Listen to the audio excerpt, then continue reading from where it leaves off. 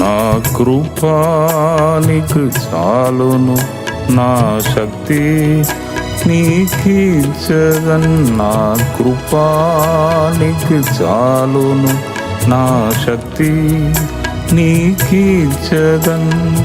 Grace grace కృపా కృపా, grace grace కృపా కృపా, గ్రేస్ గ్రేస్ కృపా కృపా, గ్రేస్ గ్రేస్ కృపా కృపా. నా కృపా నీకు చాలును, నా శక్తి నీకీర్చదన్.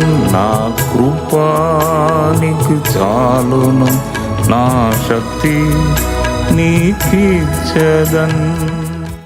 ఈ దినము మీకు వచ్చిన మాట ఏమిటంటే, మత్తయి సువార్త 10వ అధ్యాయంలో ప్రభువు మాట్లాడిన ప్రతి మాట కూడా చాలా పవర్ఫుల్గా ఉన్నది. అనేకులకు జవాబు ఇచ్చుచున్న మాటలు. తప్పకుండా మత్తయి సువార్త 10వ అధ్యాయంను మీరు ఒక్కసారి అయినా చదవాలి. అటువంటి ప్రసంగం ఎవరు చేయలేరు, ఎక్కడ వినలేము. అటువంటి పవర్ఫుల్ మాటను యేసు ప్రభు మాట్లాడాడు. ఒకసారి ఏం జరిగిందంటే, ఒక తల్లి తనకు జరిగిన అన్యాయమును నాకు ఫోన్లో చెప్పారు. వారు వేరే దేశానికి చెందినవారు. అయ్యా, నా కుటుంబంలో ఉన్నవారే నన్ను జైలుకు పంపించారు. నాకు ఇద్దరు కుమారులు కూడా ఏం పట్టించుకోవట్లేదు. నేను 8 నెలలు అయింది బయటనే ఉన్నాను, విడిపోయి ఉన్నాను, భర్తను విడిచి బయట ఉన్నాను. కానీ ఎప్పుడు స్పందించడం లేదు, ఎప్పుడు కూడా నన్ను జ్ఞాపకం కూడా చేయలేదు. ఇట్లా ఉంటారా ప్రజలు? 2 పిల్లలు, వారు 16, 17 సంవత్సరాల వయసు ఉంటారు. వారు కూడా పట్టించుకోవట్లేదు. ఇట్లా ఎక్కడైనా ఉంటారా జనం అని చెప్పి చాలా బాధపడుతూ చాలామంది అంటున్నారు, దేవుడు నిన్ను సేవకు పిలుస్తున్నాడు అని నన్ను చాలామంది ఇలా చెప్తున్నారు. సరే, సేవకు పిలిస్తే ఇంత ఉపద్రవమా, ఇంత కష్టమా, ఇంత అనగ త్రొక్కడమా, ఎంత కష్టం, ఎంత ప్రాబ్లం సాగిస్తున్నా సేవకు వెళితే ఇలా కష్టపడాలన్నా? దేవుడు బాగా ఒత్తుతాడా, ప్రాబ్లంలో పెడతాడా? ఒకసారి చెప్పండి అయ్యా, మీరు సేవ చేస్తున్నారు కదా, మీరు చెప్పండి. బాగా మాట్లాడుతున్నారు, ప్రవచనాలు చెప్తున్నారు. ఇట్లా ఉంటుందా? దేవుడు ఇట్లా వేధిస్తాడా? అయ్యో, ఎన్ని బాధలు, ఎన్ని కష్టాలు. చెరసాలకు వెళ్ళాను. మొన్న ఒక షాపుకు వెళ్తే అక్కడ నా భర్త, నా 2 పిల్లలు, కొడుకులు, వారు అక్కడ కనబడ్డారు. నన్ను చూసినా కూడా ఏం పట్టించుకోకుండా వెళ్ళిపోయారు. ఏంటిది? ఇది లోకమా? ఇలాగే ఉంటుందా? లోక ప్రేమ ఇలాగే ఉంటుందా? చెప్పండి అయ్యా, మీరు బాగా ప్రసంగం చేస్తారు కదా, దీనికి సమాధానం చెప్పండి నాకు అని బాగా గట్టిగా అడిగితే నేను ఏం మాట్లాడలేదు, నోరు మూసుకొని కాముగా వింటూ ఉన్నాను. తర్వాత నేను ఏం మాట్లాడలేదు. తర్వాత ఇంకా నాకు సరి అయిన సమాధానం దొరకపోతే ఇంకా నన్ను చంపుకోవాలి, ఇంకా వేరే మార్గం లేదని ఆమె బాగా ఏడ్చింది. పెద్ద వయసు, 50-55 సంవత్సరాలు ఉంటుంది ఆమెకు. తర్వాత నేను నా ప్రార్థన గదికి వెళ్ళాను. ఎందుకంటే ఆ రోజు ఒక మీటింగ్ ఉన్నది నాకు.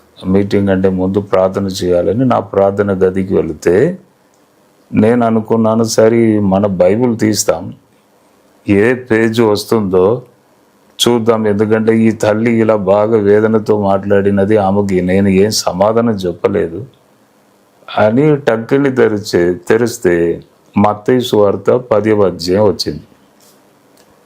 అది చదివితే ఎట్లా ఉన్నదంటే, అబ్బా, మీరు ఒక్కసారి అయినా చదవాలి. అటువంటి ప్రసంగం మీరు ఇంకా వినకపోవచ్చు, ఇక మీదట మీరు వినరు. అట్లా ఉన్నది. అవును, 10వ అధ్యాయం 18వ వచనంలో మీ తల మీద ఉన్న ఎంట్రికలన్నీ లెక్కబెట్టి ఉన్నాను అంటే తల మీద ఉన్న ఎంట్రికలు కూడా నాకు తెలుసు ఎన్ని ఎంట్రికలు ఉన్నవి అని నాకు తెలుసు అని దేవుడు అంటున్నాడు. 10:36లో ఒక వ్యక్తికి శత్రువు ఇంటివారే అని ఉన్నది. 10:38లో నీ సిలువను ఎత్తుకొని నన్ను వెంబడించు, అటువంటి వ్యక్తియే నాకు అవసరమని ప్రభు అడుగుచున్నాడు. కొన్ని మాటలు, కొన్ని వచనములు వారికి నేను ఈ అధ్యాయం నుండి తీసి వారికి నేను పంపించిన నా తల్లికి. వారు వెంటనే చూశారు, ఆ టిక్ పడింది వాట్సాప్లో, కానీ ఏ సమాధానం లేదు. అంటే కరెక్ట్గా ఈ వాక్యములు వారికి జవాబు ఇచ్చినది. మత్తయి సువార్త 10:22 నా నామము నిమిత్తము మీరందరూ ఇబ్బందిలో పడతారు. అంటే తోడేల మధ్య గొర్రెలను నేను పంపుచున్నాను. కాబట్టి అక్కడ ఏదైనా మాట్లాడే ఒక సందర్భం వచ్చినప్పుడు మీరు కాదు, మీలో ఉన్న పరిశుద్ధాత్మ దేవుని ఆత్మ మాట్లాడుతుంది, మీకు నేర్పిస్తుంది ఏం మాట్లాడాలి, అప్పుడు ఏ జవాబు చెప్పాలి, దేవుని ఆత్మ మీకు బోధిస్తుంది అని అనేక వాక్యములు, అద్భుతమైన వాక్యాలు 10వ అధ్యాయంలో ఉన్నది. వారికి నేను జవాబు పంపించినాను, వారు విన్న తర్వాత కామ అయిపోయారు. యేసు ప్రభు 12 మంది శిష్యులను పిలిచి వారికి ఏం చెప్పాడంటే, మత్తయి సువార్త 10:7-8లో పరలోక రాజ్యం సమీపంగా ఉన్నదని ప్రకటించండి, తర్వాత రోగులను స్వస్థపరచండి, తర్వాత చనిపోయిన వారిని లేపండి, తర్వాత అపవాదిని వెళ్ళగొట్టండి, కుష్టు వ్యాధితో ఉన్నవారిని బాగు చేయండి అని చెప్పి తన శిష్యులతో చెప్తున్నారు. ఇక్కడ ఒక సత్యము దాగి ఉంది. ఏంటిదంటే, పరలోక రాజ్యం సమీపంగా ఉన్నదని చెప్పమని ప్రభు చెప్పాడు కదా శిష్యులకి. అదే సువార్తను ప్రకటించుటకి యేసు ఈ లోకానికి వచ్చాడు. యేసు ఎలా ప్రకటించాడు? మార్పు చెందుడి, పరలోక రాజ్యం మీకు సమీపముగా ఉన్నదని. అంటే ఎక్కడ సువార్త ప్రకటించబడుచున్నదో అక్కడ ఇటువంటి సూచక క్రియలు జరుగుతాయి. ఆ విషయమును మనం గుర్తించాలి. సువార్త ప్రకటించబడే స్థలములో. అవును, కాబట్టి సువార్త భారము, సువార్త దాహము, సువార్త గురించిన ఆశ మన అందరికీ ఉండాలి. సువార్త ప్రకటించబడాలి, ప్రజలలో గొప్ప మార్పు రావాలి. అను ఒక దాహము, భారము మనలో ఉండాలని ఈ 10వ అధ్యాయంలో నుండి ఒక సత్యమును మనం తెలుసుకుంటున్నాం. కాబట్టి ప్రియులారా, ఈ 10వ అధ్యాయం ఒకసారి చదవండి, చాలా జవాబులు మీకు దొరుకుతాయి. ప్రభు అద్భుతంగా మాట్లాడాడు. మనం ప్రార్థన చేద్దాం. ప్రభువా, ఈ మత్తయి సువార్త 10వ అధ్యాయం గురించి చెప్పాను, చాలామంది విన్నారు.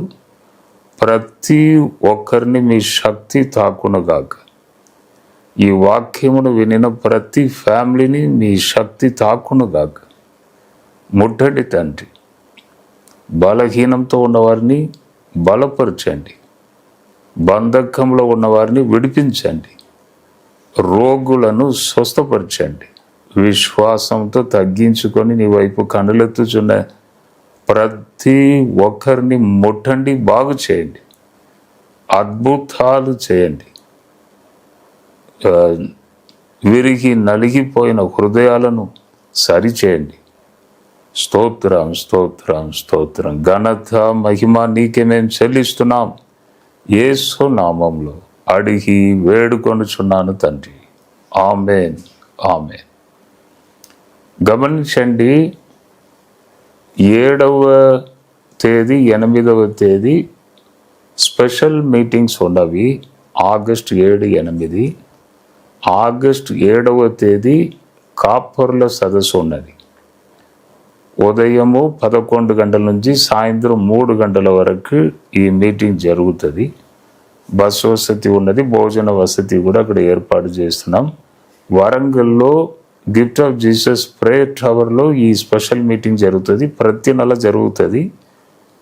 ఆగస్టు నెల 7వ తేదీ కాపురుల సదస్సు, 8వ తేదీ ప్రజల కొరకు.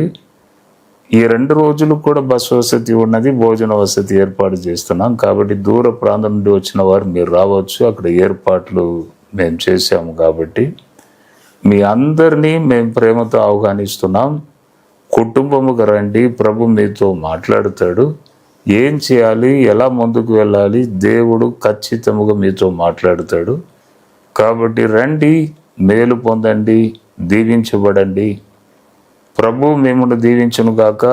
ఆగస్టు 7, 8, 11 గంటల నుంచి ఉదయం సాయంత్రం 3 గంటల వరకు జరుగుతుంది. తప్పకుండా రండి. ప్రభు మిమ్మల్ని దీవించును గాక. ఆమేన్.